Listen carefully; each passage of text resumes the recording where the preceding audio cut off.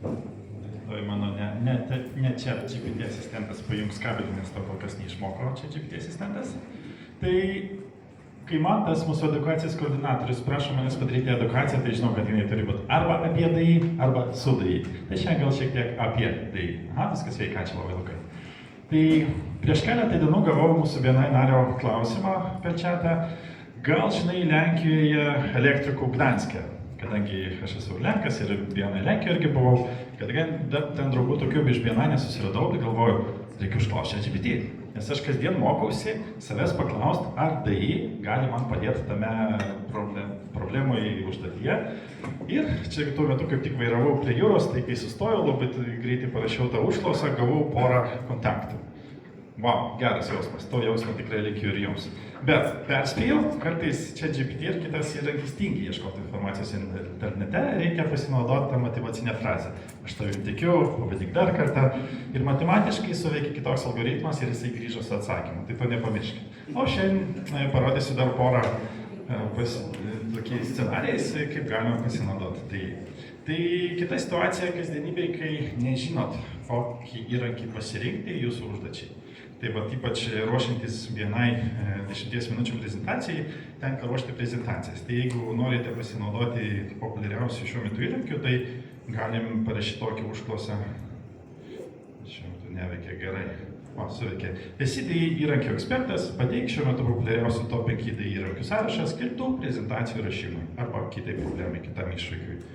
Paprastas klausimas, žmogiška forma ir gauname įrankių sąrašą, populiariausių šiuo metu ir paramoje vietoje yra Kama, tai yra tas įrankis, kurį naudojau ruošiant edukacijas praėjusius porą kartų, tai jį jau pažįstat. Bet kiek man laimės suteikia šitas funkcionalumas, kaip žinote, aš esu dar prezidentas Lenkiško verslo forumo, tokios organizacijos ir tenka ruošti protokolus. O tai yra ta užduotis, kurią visada atidėlioja labai ilgam laikui ir galų gale reikia tą padaryti. Dabar aš tą darau labai greitai. Tai, tarkim, šiuo metu įsivaizduokim, yra valdybos susitikimas, yra priimti 3 sprendimai. Priimti į organizaciją MB Medhouse, pašalinti MB Gilbra ir čia skliausteliuose rašau 3 už, 1 prieš. Ir trečias punktas suteikti paramą skautų stovyklai 777 eurų. Tiesiog laisva forma, 3 sprendimai. Reikia tą gražiai aprašyti, gražiai pagal šabloną įrašyti. Spaudžiu Enter. Asistentas yra išmokintas manęs paklausti, kas buvo susitikime, visi 5 valdybos nariai. Tai aš, pavyzdžiui, parašysiu, kad nebuvo Agatos, kurią jūs pažįstat. Ne, tai jau iš 5 lieka 4. Tada manęs klausia, kada buvo susirinkimo data. Rašau tiesiog laisvą formą šiandien, tegul jis pats pasižiūri kalendoriją, kokia yra diena. Ir koks yra protokolo numeris. Tiesiog techninis toks dalykėlis. 77. Tikslas, kuo mažiau iš manęs, kad jisai pats padarytų darbą už mane ir aš gaučiau tą Wordą sugeneruotą ir padėčiau į archyvą, pasirašyti ir į archyvą.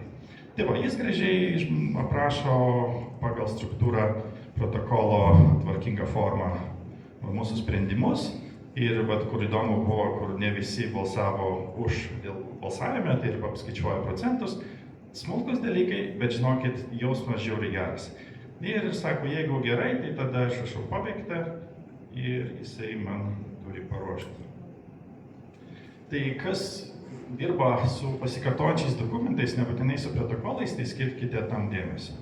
Čia atrodo baisiai, ne, bet iš tikrųjų atrodo man idealiai dokumento struktūra, nes pačiam viršuje yra organizacijos rekvizitai, kada susitikimas prasidėjo, kas pirmininkas, kas sekretorius, tokia standartinė pasikartojanti informacija, jeigu jos nereikia keisti.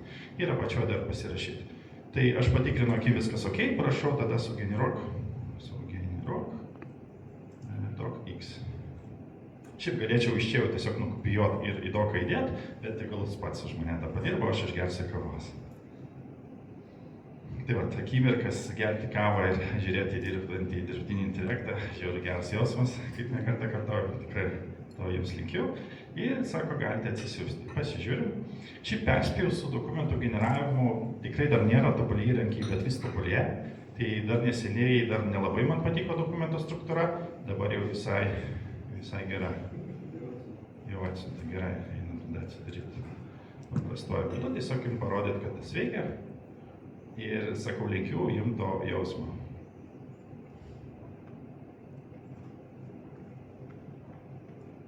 Nu štai šablonas, organizacija, įmonės kodas, adresas, kada prasidėjo, kas pirmininkas, kas sekretorius, dalyvavo tas, nebuvo to, darbotvarkė jau gražesnė, tvarkingesnė forma, svarstymai, balsavimai ir apačioj pasirašyti, viskas veikia.